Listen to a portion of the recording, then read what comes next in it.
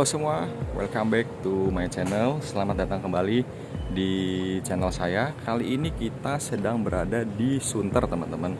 Nah, sekarang di wilayah Sunter ini saya melihat ada sebuah seni graffiti, teman-teman. Bisa dilihat di belakang saya. Bisa dilihat di sini. Oke. Bisa dilihat ini adalah seni graffiti.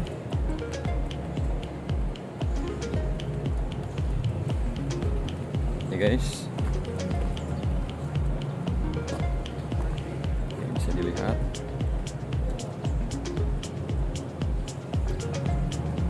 Nah, lokasi ini berada di dekat dari Kali Sunter, teman-teman. Tepatnya ada di kawasan ruko-ruko perkantoran dari area Sunter itu sendiri, teman-teman. Nah, karena sekarang kita sedang berada di lokasi ini, saya akan membahas sedikit mengenai sejarah dari seni graffiti yang akan kita kutip dari Shine.co pada tahun 2020, teman-teman, dengan judul Sejarah Graffiti Seni ekspresi yang sudah ada sejak zaman purba. Tanpa berlama-lama, langsung saja kita bahas sejarah dari seni graffiti itu sendiri, teman-teman. Oke. Graffiti merupakan lukisan di media yang besar sehingga mudah untuk terlihat. Kebiasaan ini nyatanya sudah ada sejak zaman purbakala, teman-teman. Nah, dengan media dinding, orang pada zaman dahulu melukis tentang perburuan dan kebiasaan mereka sehari-hari. Bahkan bukti adanya graffiti bisa ditemukan di berbagai penjuru dunia, yang salah satunya adalah di dalam dinding piramida Mesir. Tulisan yang dikenal juga sebagai aksara hieroglif bercerita tentang banyak hal yang belum semuanya bisa dipecahkan.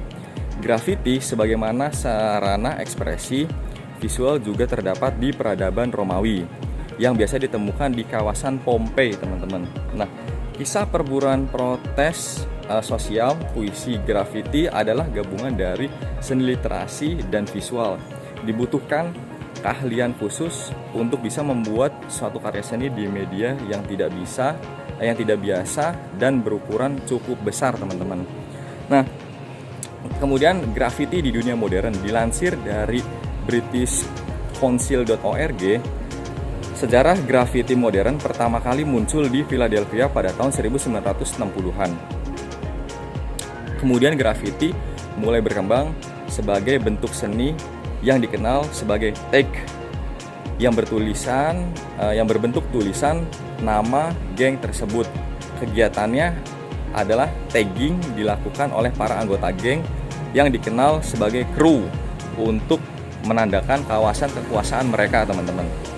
Nah, selain itu, graffiti seringkali menjadi sarana untuk menyampaikan kekecewaan atau protes terhadap pemerintah.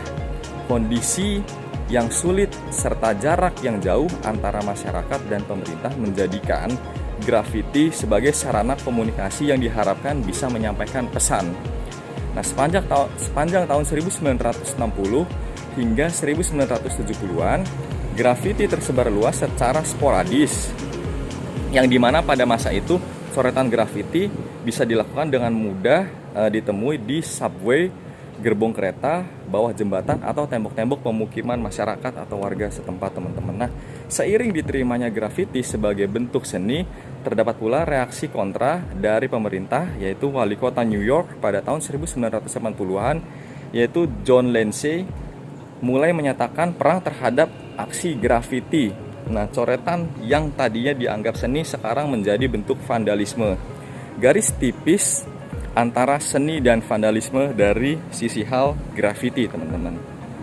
Nah, para seniman jalanan yang memproduksi graffiti seringkali dianggap sebagai pelaku vandalisme. Pasalnya, kanvas graffiti tersebar di fasilitas-fasilitas umum. Selain cat tembok, para seniman graffiti juga menggunakan cat semprot yang relatif sulit untuk dibersihkan. Nah, terutama jika sudah menempel terlalu lama, akibatnya sebagian sudut kota dengan graffiti terkesan kumuh dan kotor. Dan sejak tahun 1980-an, masing-masing kota di setiap negara, terutama Amerika Serikat, memiliki peraturan tersendiri mengenai batasan seni grafiti di kotanya, teman-teman. Nah, sebenarnya tidak jarang grafiti yang dihasilkan memiliki kualitas seni yang tinggi untuk grafiti yang bersifat mural, dan biasanya dikerjakan oleh sekelompok kru yang sering juga disebut sebagai bomber. Setiap gang memiliki ciri khas seni tersendiri yang mudah diidentifikasi, namun begitu banyak juga bomber yang bersifat anonim atau tanpa sosok, orang-orang familiar dengan coretan di tembok tanpa pernah mengetahui sosok aslinya, teman-teman. Nah, kemudian grafiti ini juga erat dengan seni musik hip hop, teman-teman, dan uniknya di mana hip hop merangkul seni ekspresi ini menjadi salah satu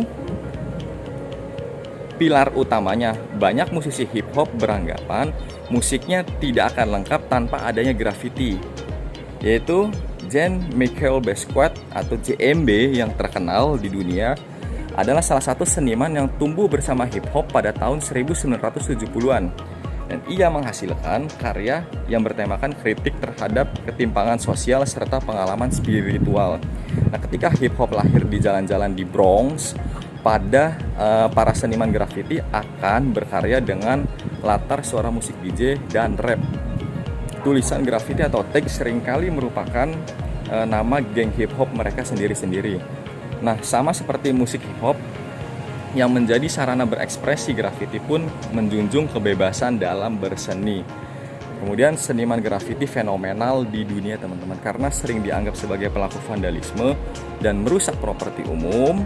Banyak seniman grafiti menyembunyikan identitas dirinya dari publik, teman-teman. Nah, sebagian bahkan belum pernah terungkap sama sekali, namun karyanya tetap fenomenal dan memiliki ciri khas. Nah, yang pertama adalah Banksy, teman-teman. Banksy merupakan seniman grafiti yang aktif di awal tahun 1990-an hingga saat ini. Dan belum ada siapa yang tahu di balik dari persona Banksy tersebut. Nah, Banksy aktif di kawasan Bristol, lalu London, dan belakangan karyanya dapat ditemukan di berbagai belahan dunia, termasuk di perbatasan antara Israel dan Palestina, teman-teman. Nah, kemudian yang kedua adalah Banos. Hasil karya Banos dikatakan melebihi seniman grafiti manapun. Pada tahun 2007, ia merilis dokumenter perjalanan hidupnya. Nama Banos bisa terlihat di subway dan gerbong kereta di seluruh stasiun London, Amsterdam, dan banyak negara-negara yang lainnya, teman-teman. Nah, ukuran yang sangat besar juga membuat karya Banos mudah dikenali dari karya seniman lainnya. Pada tahun 2010, seorang ekspatriat di Singapura bernama Oliver Fricker ditangkap karena merusak properti bus dan properti umum dengan menulis "Make Koi Banos" menggunakan cat semprot. Dan di persidangan, Oliver Fricker mengaku bahwa ia hanya meniru dan tidak memiliki hubungan apapun dengan Banos yang asli. Nah, yang ketiga adalah Chloe Money. Tidak banyak wanita yang ada di dunia grafiti, tetapi Chloe Money adalah salah satunya. Karyanya yang kaya akan warna menggambarkan cakar hewan yang lucu menjadi ciri khas. Berasal dari New York, Chloe Money pernah dinobatkan sebagai seniman grafiti paling berpengaruh oleh Tate EU Grand Palais di Paris, teman-teman. Dan keempat ada Os Gemos. Os Gemos dalam bahasa Portugis berarti si kembar. Mereka adalah Otávio Pandolfo dan Gustavo Pandolfo yang memulai seni grafitinya pada tahun 1987 dan berasal dari Sao Paulo. Os Gemos sering menggunakan tokoh berkulit kuning untuk menggambarkan rasnya, teman-teman. Dan kemudian yang kelima adalah Saber. Saber mungkin satu-satunya seniman dalam sejarah grafiti yang pernah menghasilkan karya yang bisa dilihat dari satelit, kawan-kawan. Karya tersebut berada di tepi sungai Los Angeles dan memiliki ukuran 76 kali 16 meter. Untuk membuatnya, Saber membutuhkan sekitar 97 galon cat dan diselesaikan dalam waktu 35 malam dalam waktu 1 tahun, teman-teman.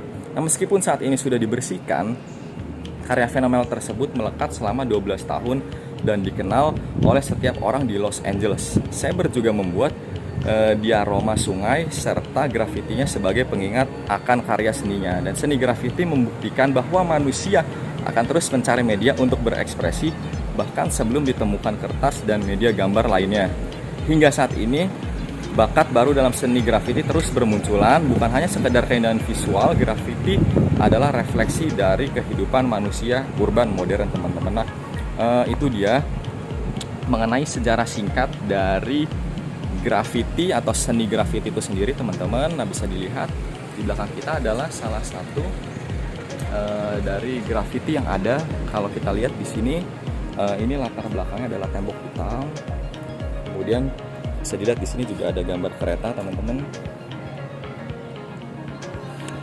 Nah, sepertinya di sini adalah salah satu kanvas yang dijadikan oleh seniman tersebut dalam membuat seni grafitinya, teman-teman. Nah, itu dia sejarah singkat mengenai grafiti di dunia, teman-teman. Nah, seperti yang kita tahu bahwasanya grafiti ini juga menjadi salah satu alat atau bahan sebagai media untuk komunikasi dengan masyarakat lainnya dan juga dengan pemerintah, teman-teman. Nah, banyak seniman-seniman di Indonesia melakukan aktivitas protes atau mengungkapkan perasaannya dan menyampaikan kepada publik atau pemerintah itu melalui dari seni-seni grafiti, teman-teman, yang dilukis di atas tembok atau di fasilitas-fasilitas umum lainnya, teman-teman. Nah, memang ada ketipisan antara seni dan juga vandalisme, teman-teman. Tinggal bagaimana kemudian kita mampu memahami persepsi dari situ, dan semoga informasi yang saya sampaikan kali ini dapat berguna dan dapat bermanfaat untuk teman-teman semua. Terima kasih telah mengikuti video ini. Apabila teman-teman menyukai seni grafiti, bisa teman-teman langsung berdiskusi di kolom komentar. Nah, teman-teman juga bisa memberikan referensi tempat-tempat dari seni grafiti di tempatnya atau wilayah teman-teman. Teman-teman bisa share. Barangkali kalau ada waktu dan kesempatan, kita bisa hadir ke tempat tersebut dan kita bisa sharing-sharing dan kita bisa lihat seni grafiti yang ada di tempat tersebut. Terima kasih telah mengikuti video ini. Jangan lupa untuk klik like, subscribe, dan juga nyalakan tombol lonceng notifikasi untuk mendapatkan update-update video selanjutnya, teman-teman. Oke? Sampai bertemu lagi di video-video selanjutnya. Thank you and see you in the next video.